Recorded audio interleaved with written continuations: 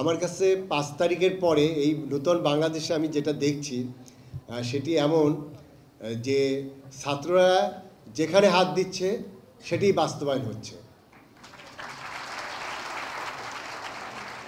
এটা যদি হয়ে থাকে তাহলে আমার যেটা ধারণা যে দ্রব্যমূল্য নিয়ে আমাদের যে এত কিছু অবস্থা যাচ্ছে আমাদের কয়েক বছর ধরে, এবং দ্রব্যমূল্য কিন্তু এটির কারণে যে সাধারণ মানুষ তাদের মধ্যে যে ভিতরে যে তার ফিলিংসটা সেটিরই কিন্তু বিস্ফোরণ।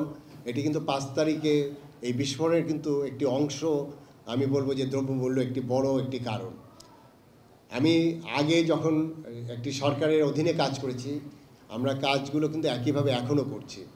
ওই সময় অনেক কিছু বলা যায়নি। আমি এমনও বলেছি যে আমরা যেখানে হাত দিচ্ছি সেখানে অনিয়ম পাচ্ছি। এই কথাটা এখন যত সহজে বলতে পারি, ঠিক ওই সময় কিন্তু এত সহজে বলা যায়নি, বাস্তবতা।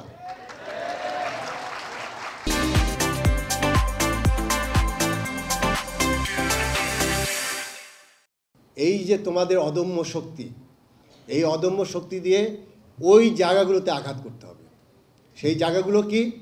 যারা এই কতিপয় 4 জন 5 জন বা 10 জন যারা এই বাজার সিন্ডিকেট করে বাজারকে এরকম অস্থির করে দেয়, সেই অস্থিরতা কি? এখন বন্যা হচ্ছে, ঢাকায় ডিমের দাম বেড়ে যাচ্ছে, অদ্ভুত আচরণ। এখন বন্যা হচ্ছে, চট্টগ্রামের পেঁয়াজ যেটি ইম্পোর্টেড পেঁয়াজ সেটির তো দাম বাড়ার কোনো কারণ নেই, তারা বাড়িয়ে দিচ্ছে। এই কারণেই যে জিনিসগুলো তোমাদের বুঝতে হবে ডাইনামিক্সগুলো কী। সেটা কি? আমরা ভোক্তা অধিকার সংরক্ষণ অধিদপ্তর থেকে কোনো দাম নির্ধারণ করে দিই না।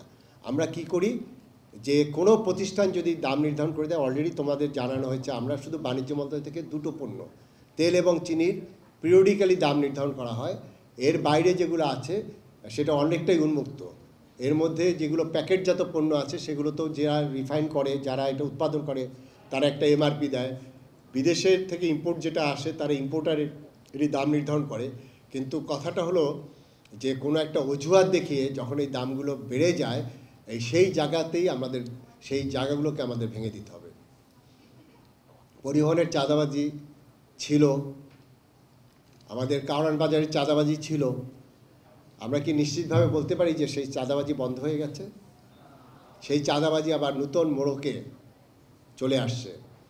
এখানে 3 স্টার গ্রুপ ছিল, এখানে আমাদের সাংবাদিক ভাইরা বসে আছেন, আপনারা জানেন, আমরাও জানি। আমরা অনেকগুলো রিপোর্ট দিয়েছি, কিন্তু তাদের বিরুদ্ধে কোনো ব্যবস্থা নেওয়া হয়নি।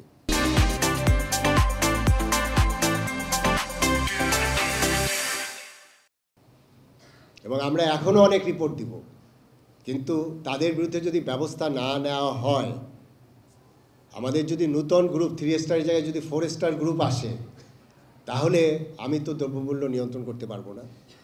তাই আমাদের তোমরা যারা আছো, তোমাদের ওই জায়গাগুলোতে কাজ করতে হবে, তোমাদের ওই ভয়েসটা রেজ করতে হবে। তোমাদের একটা যে অদম্য শক্তি আছে, সেই শক্তি দিয়ে আমাদের সাথে যেভাবে কাজ করছো, আমি তোমাদের আহ্বান করব তোমরা অন্য ডিপার্টমেন্টগুলোর সাথেও এই ধরনের প্রোগ্রাম করো। এবং আমি মিডিয়ার মাধ্যমে এখানে আহ্বান জানাচ্ছি, অন্য যে ডিপার্টমেন্টগুলো আছে, এই তারুণ্যের অদম্য শক্তি এটিকে পজিটিভ সেন্সে কাজে লাগাতে হবে।